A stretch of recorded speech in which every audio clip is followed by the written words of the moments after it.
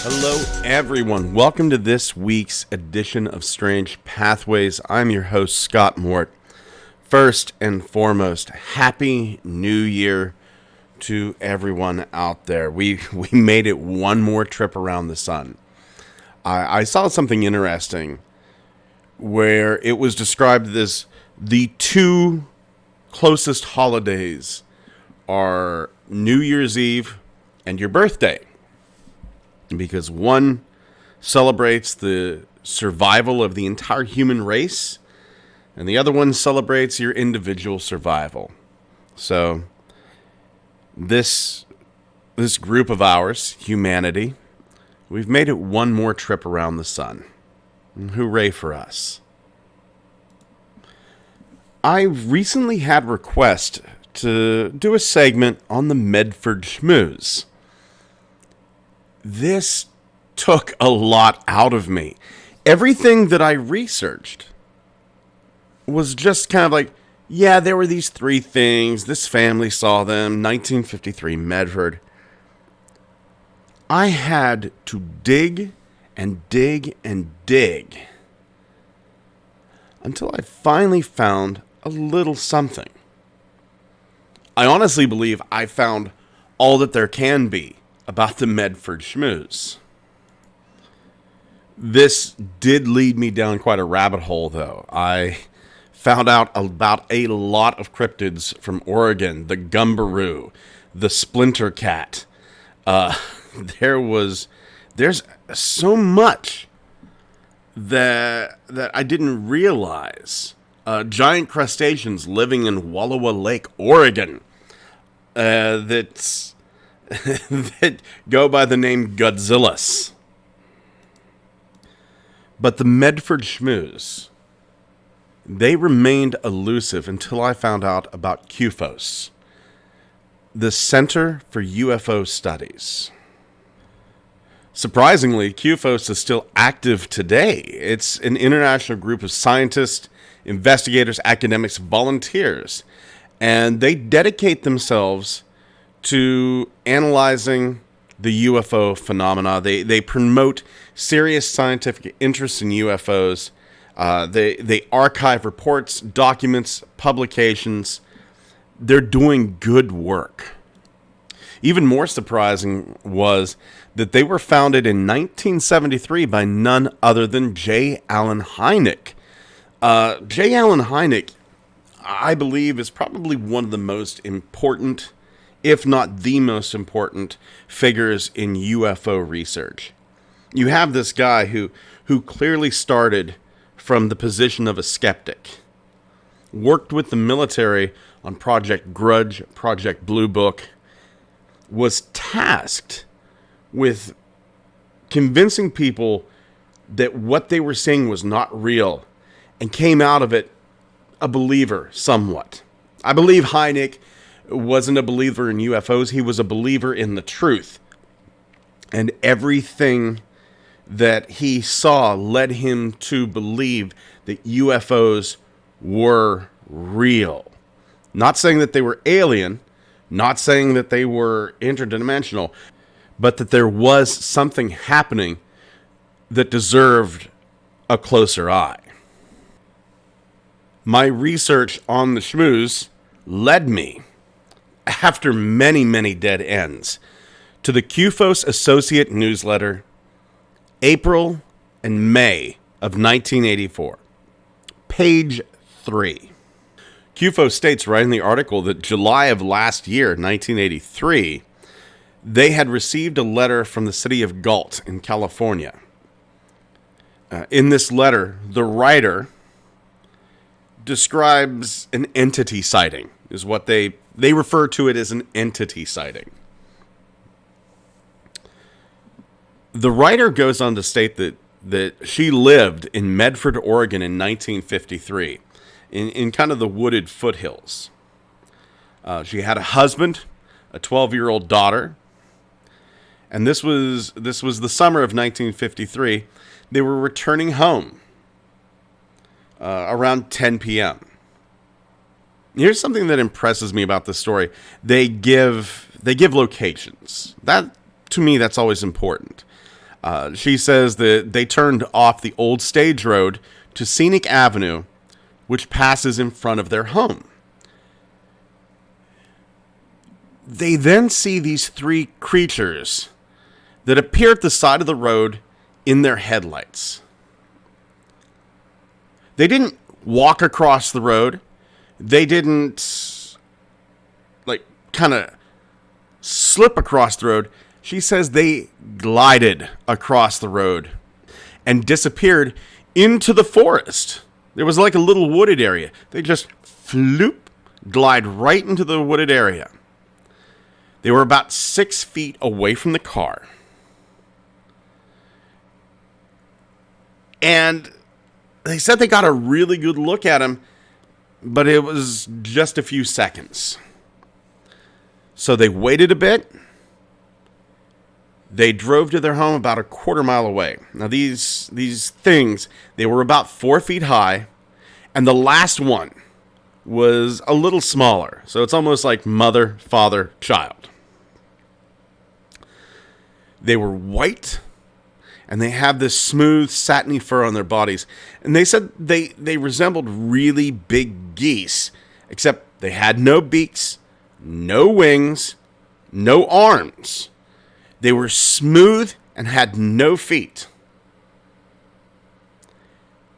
They glided rather than walking or running. There were no features. They're just these little peanut-shaped things. They start talking, and they kind of go, you know what those things look like? They look like the Shmoos in the Little Abner comic strip. And I can kind of see how they get there from that.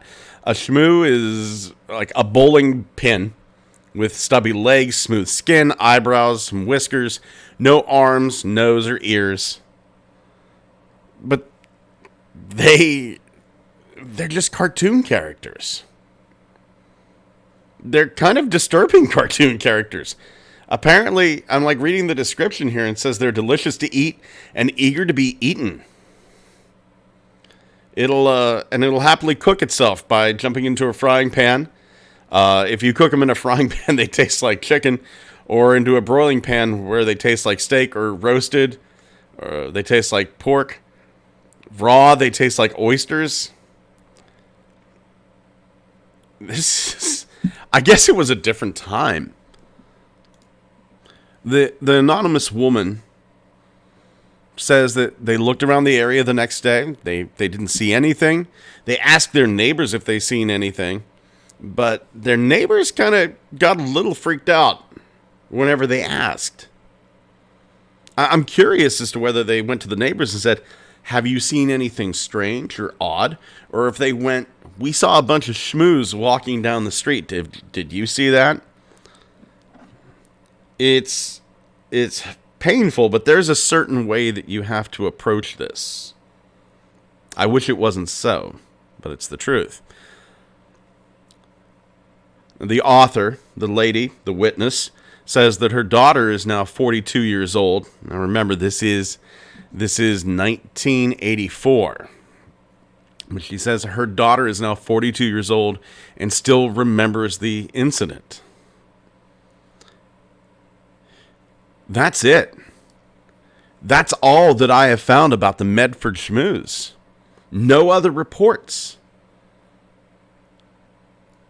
This kind of got me on a kick. And you'll see this theme go through today. One-off cryptids, single-serving phenomena. It's kind of interesting whenever something's seen once, and that's it. We have our heavy hitters. We have Bigfoot. We have the Loch Ness Monster. Even to a lesser extent, Mothman. Mothman had the potential to be a one-off cryptid, but really, he really came out of nowhere, but then the sightings piled up.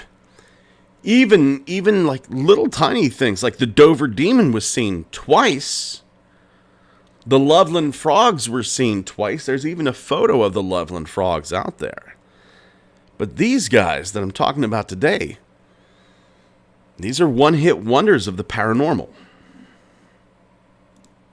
If you head on over to the Strange Pathways Facebook page, I'll make sure to put a link there to the QFOS article out of the past about the Medford Shmoos.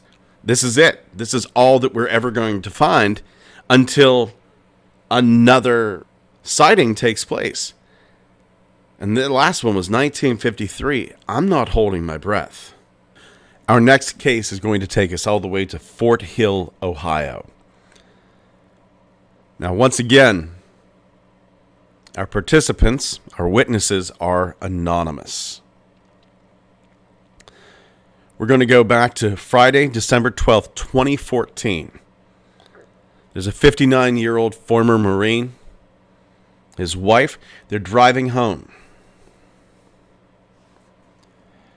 And they said that they'd recently bought a place in the Fort Hill area. That's in southeast Highland County.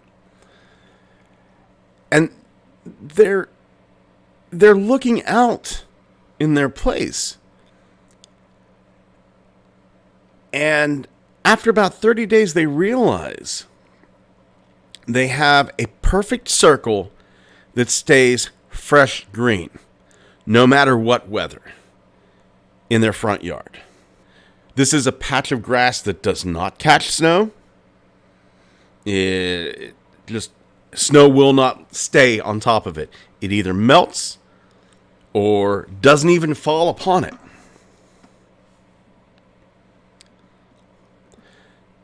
Now, on this Friday night, they're driving home. They turn onto Carmel Road, which leads to their road. They go around the curve by Carmel Church, up a small incline. They go about 10 feet over the incline.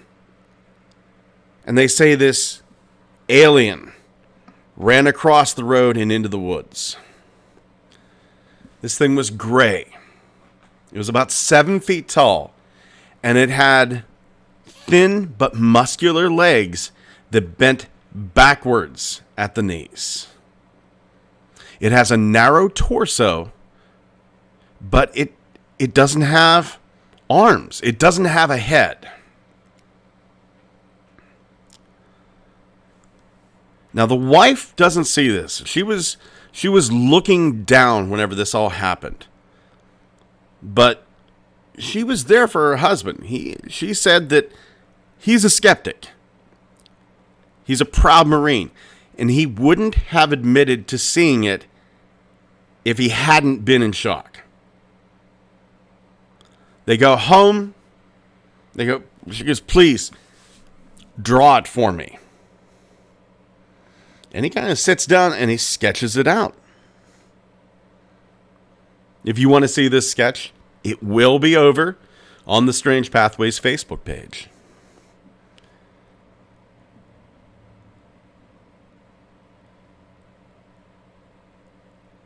This thing has come to be known as the Carmel walking squid. It was dubbed by Cryptopia. A wonderful website, cryptopia.us. And he says this thing, it kind of looks like a squid. A walking squid. A giant squid head connected to the legs of an ostrich.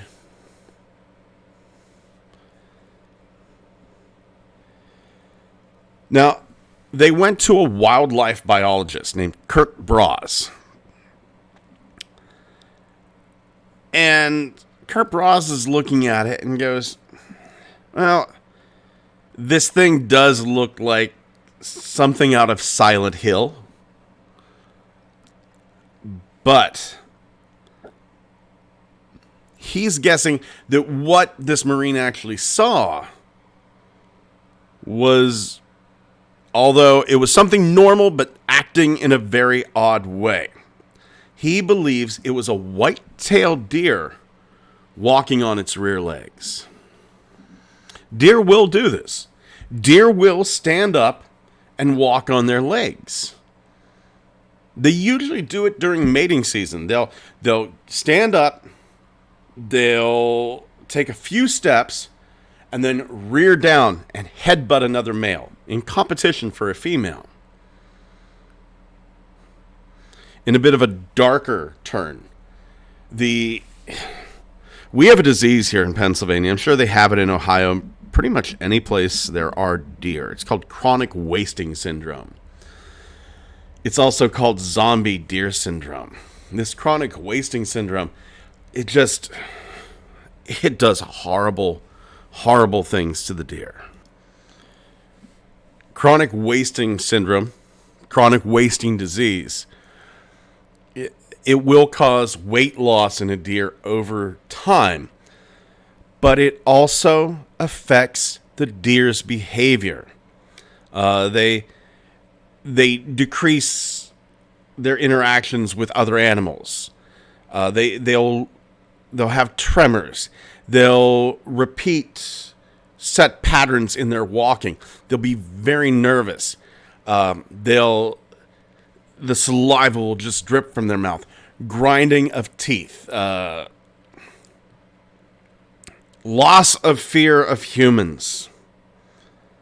I've read one terrifying story where a man was out hunting with his grandfather here in Pennsylvania, very close to where I'm at. This took place over in the Altoona area, about an hour away from me, where a gentleman said that he and his grandfather were out hunting, and this deer came up over a hill, walking on two legs. It got very close to them, saw them, let out a grunt, and this is going to be graphic. So if you don't want to hear this, maybe skip ahead just about 30 seconds. But the deer then begins to smash its head against any trees that it can find until the head is bloody, the brains are starting to come out. It then walks over to a nearby stream on two legs, collapses and drowns in maybe about 4 or 5 inches of water. This is a an absolutely terrifying disease. So even though I do want to think that there's this giant walking squid out there, I can totally see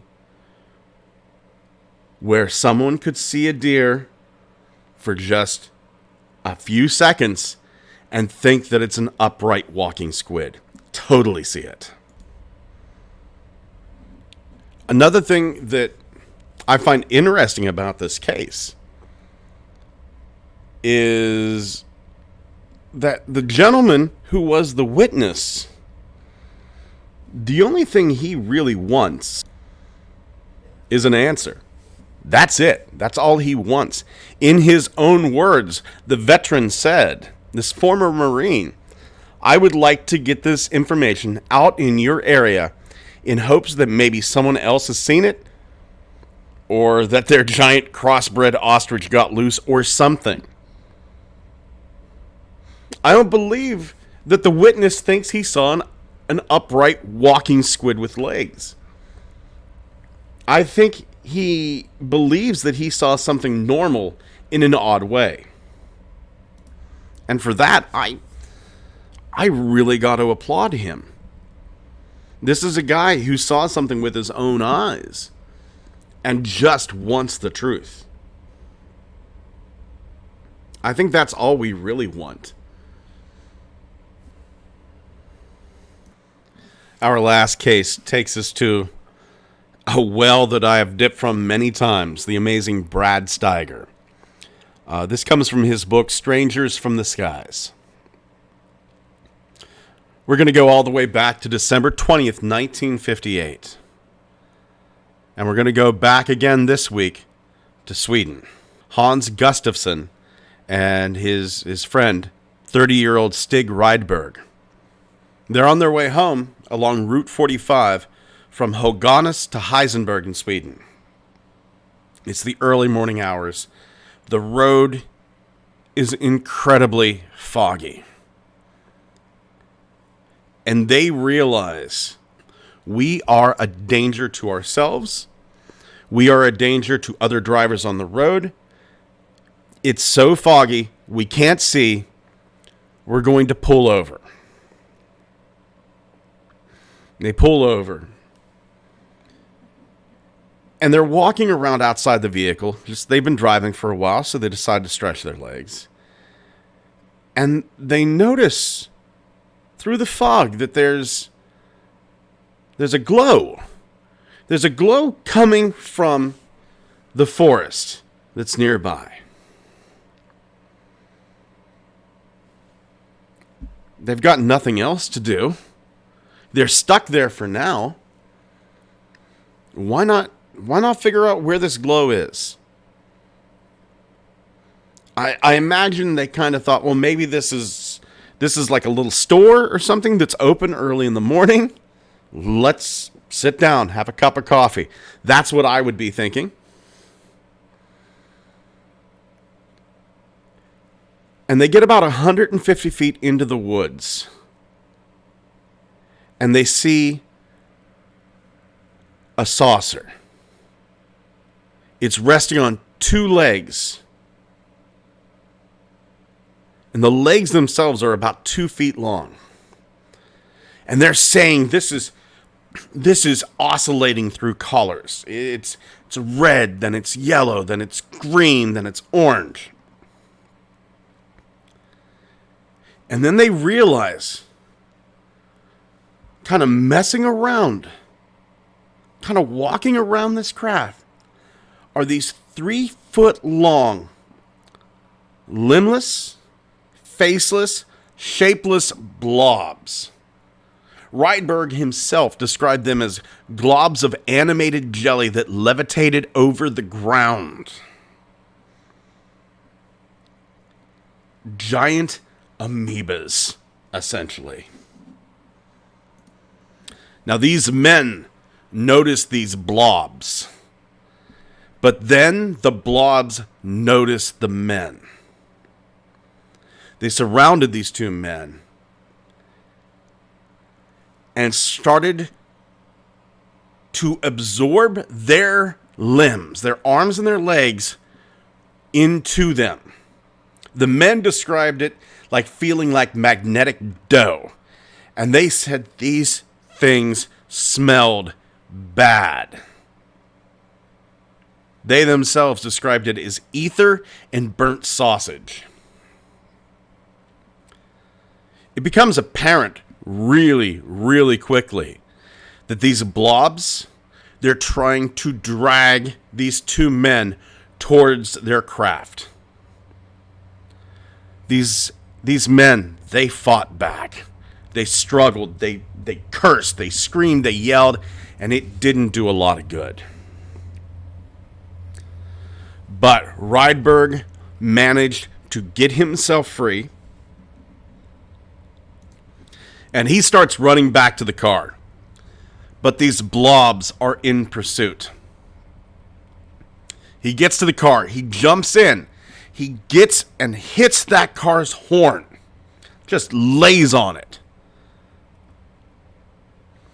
The night is pierced with a wall of noise. He's trying to get anybody's attention.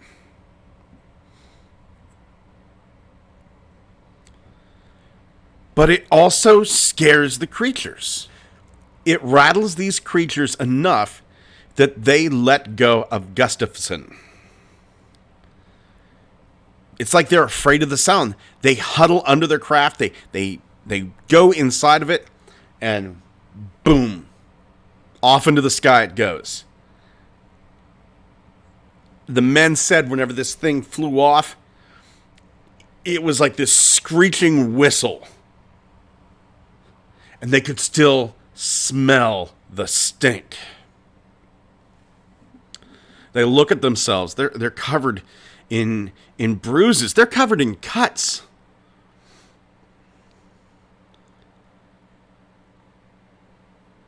They keep this story for themselves for a long time. But it does finally come out. it becomes a little big deal in Sweden. The two men are interviewed by the police. The police go out there. They can't find any sign of hoaxing. And much like the Pascagoula incident, these two men are kind of secretly watched by the police. The police are kind of hoping that whenever these two men are alone, they go, we got them good, huh? But no, it's these two men. They never let on that they were lying or a trick, because these men believed what happened to them. They do a full workup, mental and physical, on them, which is something I think a lot of people need to do on their own. I think one of the first things you should do whenever something like this happens to you, get a full medical workup. Make sure that what happened to you isn't the result of something medical or psychological. And that's what these two men do. They're found to be in good psychological health. They're found to be in good physical health. In the end, the police go, yeah, something happened to these men.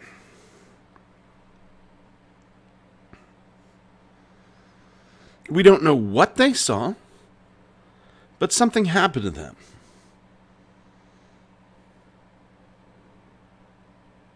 I wish we here in the States were kind of this open thinking.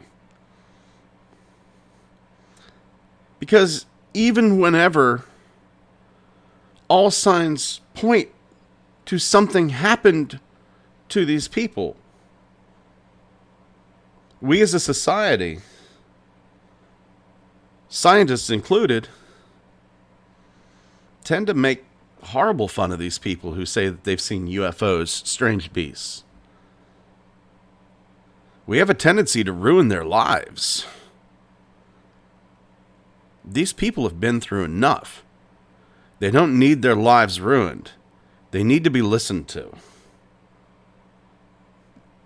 Even if somebody is hoaxing something, they need to be listened to. Because either A, they're hoaxing something, and this is some sort of psychological cry for attention, or B, they really did go through something amazing and need our support. Thank you for joining us again on Strange Pathways. Please head on over to the Facebook page. Join us over there.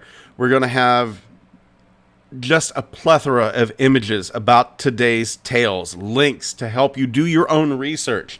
If you'd like to contact us, our email is strangepathwaysmail@gmail.com. Be sure to come over to the YouTube page, click like, subscribe, comment. My friend Walter, he was doing better, but he's back in the hospital now. So your prayers, good vibes, your support, all super welcome.